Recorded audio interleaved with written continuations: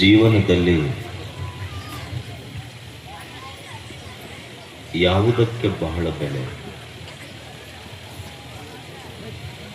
ಮೂರು ಸಂಗತಿಗಳನ್ನು ನಾವು ಅರ್ಥೈಸಿಕೊಳ್ಳಬೇಕು.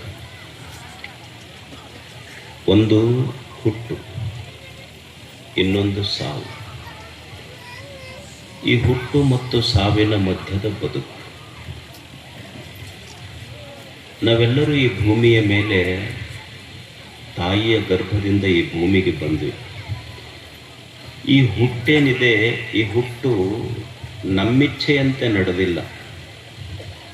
ನಾವ್ಯಾರೂ ಇಂಥವ್ರ ಹೊಟ್ಟೆಯೊಳಗೆ ಹುಟ್ಟಬೇಕಂತ ಗೂಗಲ್ನಾಗ ಅಪ್ಲಿಕೇಶನ್ ಹಾಕಿಬಿಟ್ಟಿಲ್ಲ. ಅಥವಾ ಇವ್ರ ಹೊಟ್ಟೆಯೊಳಗೆ ಹುಟ್ಟಬೇಕು, ಗಂಡಾಗಿ ಹುಟ್ಟಬೇಕು, ಹೆಣ್ಣಾಗಿ ಹುಟ್ಟಬೇಕು, ಇವ್ರ ಮನ್ಯಾಗ ಹುಟ್ಟಬೇಕು ಅಂತ ಗೂಗಲ್ ಅಪ್ಲಿಕೇಶನ್ ಇಲ್ಲ. ಯಾವುದೋ ಒಂದು ಶಕ್ತಿ ನಮಗೆ ಇಲ್ಲಿ ಕಳಿಸಿದೆ. ಅಂದರೆ ಹುಟ್ಟು ನನ್ನಿಚ್ಛೆಯಂತೆ ನಡೆಯುವುದಿಲ್ಲ. ಸಾವಿದೆಯಲ್ಲ, ಸಾವಾದರೂ ನಮ್ಮಿಚ್ಛೆಯಂತೆ ನಡೀತೈತೆ. ಸಾವು ಸಹಿತ ಕರೆಯದೆ ಬರುವ ಅತಿಥಿ ಅದು. ನಾನು ಎಷ್ಟರ ದೊಡ್ಡ ವ್ಯಕ್ತಿಯಾಗಿ ದೊಡ್ಡ ಕಟೌಟ್ ಕಟ್ಕೊಂಡು ನಂದು ಇಷ್ಟನೇ ವರ್ಷದ ಹುಟ್ಟು ಹಬ್ಬ ಅಂತ ಹೇಳಿ ದೊಡ್ಡ ಸ್ಟೇಜ್ ಹಾಕ್ಕೊಂಡು ನಾ ಎಷ್ಟಾದರೂ ಮೆರಿಬಹುದು.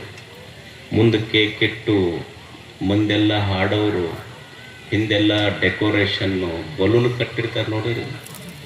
ಆ ಕಟ್ಟಿದ ಬಲೂನ ಹುಟ್ಟು ಹಬ್ಬದ ದಿವಸ ಹೇಳ್ತಿದ್ದಕ್ಕೆ ನಾ ಯಾವಾಗ ಟಪ್ ಅಂತೇನೆ ಗೊತ್ತಿಲ್ಲ, ನೀನು ಯಾವಾಗ ಟಪ್ ಅಂತ ಗೊತ್ತಿಲ್ಲ.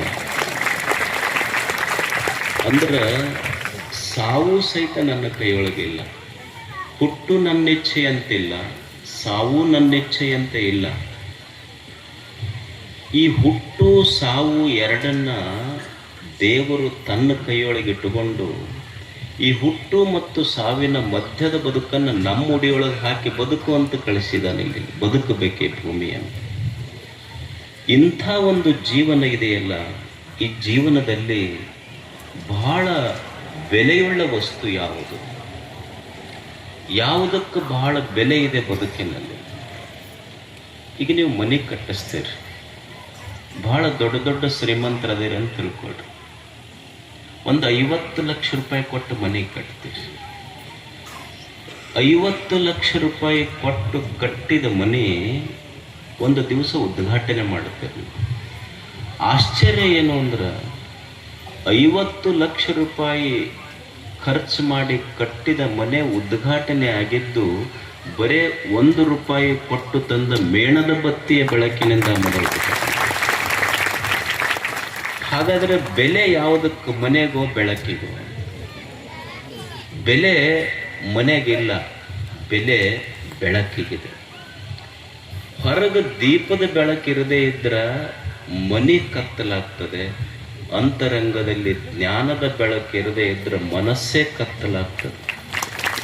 ಅಂಥ ಮನಸ್ಸಿನೊಳಗೆ ನಮ್ಮೆಲ್ಲರ ಎದೆಯಲ್ಲಿ ಜ್ಞಾನದ ಬೆಳಕನ್ನು ತುಂಬಿದವರು ಗುರುದೇವರವರೆಲ್ಲ. ಅಂಥ ಗುರುದೇವರಿಗೆ ನಿಮ್ಮದೊಂದು ಪ್ರೀತಿಯ ಗುರುನಮನ. ಅವರಿಗೆ ಒಂದು ಮಾವಿನ ಗಿಡ ಇರ್ತದೆ ನೋಡಿ. ಮಾವಿನ ಗಿಡದ ಹಣ್ಣು ಅದು ಬೆಂಗಳೂರು, ನಿಮ್ಮೂರನ್ನ ಮಾವಿನ ಗಿಡ ನೀವು ಹಚ್ಚಿರ್ತೀರ, ಒಂದು ಮಾವಿನ ತೋಟ ಮಾಡಿರ್ತೀರಿ. ಮಾವಿನ ಗಿಡದ ಹಣ್ಣ ಬೆಂಗಳೂರಿಗೆ ಹೋಗ್ತೈತಿ, ಹೈದರಾಬಾದಕ್ಕೆ ಹೋಗ್ತೈತಿ, ಡೆಲ್ಲಿಗೆ ಹೋಗ್ತೈತಿ, ಯುರೋಪ್, ಅಮೇರಿಕಾ, ಜರ್ಮನಿಗೆ ಎಕ್ಸ್ಪೋರ್ಟ್ ಆಗ್ತೈತಿ. ಗಿಡ ಇದ್ದಲ್ಲೇ ಇರ್ತೈತಿ. ನನ್ನ ಗಿಡದ ಹಣ್ಣ ಅಮೇರಿಕಕ್ಕೆ ಹೋದು, ಯುರೋಪಿಗೆ ಹೋತು, ಡೆಲ್ಲಿಗೆ ಹೋತು, ನಾ ಇದ್ದಲ್ಲೇ ಅದೇನಂತ ಎಂದೂ ಗಿಡ ಮುಖ ಬಾಡಿಸ್ಕೊಂಡು ಕುಂತಿಲ್ಲ, ಸಂತೋಷ ಪಟ್ಟೈತದ. ಹಂಗೆ ಈ ಭೂಮಿಯ ಮೇಲೆ ತನ್ನ ಕೈಯೊಳಗೆ ಗುರು ತಾನು ಕಲಿಸಿದ ಸ್ಥಳದೊಳಗೆ ಇದ್ರೂ ಸಹಿತ ತನ್ನ ಶಿಷ್ಯರ ಬೆಳೆದದ್ದನ್ನು ನೋಡಿ ಸಂತೋಷ ಪಡೆದ ಹೃದಯ ಇದ್ರೆ ಅದು ಗುರುಗಳವರು. ನೀವು ಎಲ್ಲೆಲ್ಲೋ ದೂರ ಹೋಗಿದ್ದು ಕೇಳಿ ಅವರಷ್ಟು ಸಂತೋಷ ಪಡುತ್ತಾರೆ. ತಾಯಿ, ತಂದೆ, ಗುರುಗಳು ಸಂತೋಷ ಪಡುವಂಥ ಹೃದಯಗಳವೆಲ್ಲ. ಅವರೆಲ್ಲ ಕಲಿಸಿದ್ದಾರೆ, ನಿಮಗೆಲ್ಲ ನಮಗೆಲ್ಲ ಕಲಿಸಿದ್ದಾರೆ. ಏನು ಕಲಿಸಿದ್ದಾರೆ? ಬರೇ ಅಕ್ಷರವನ್ನು ಕಲಿಸಿದವರಲ್ಲ.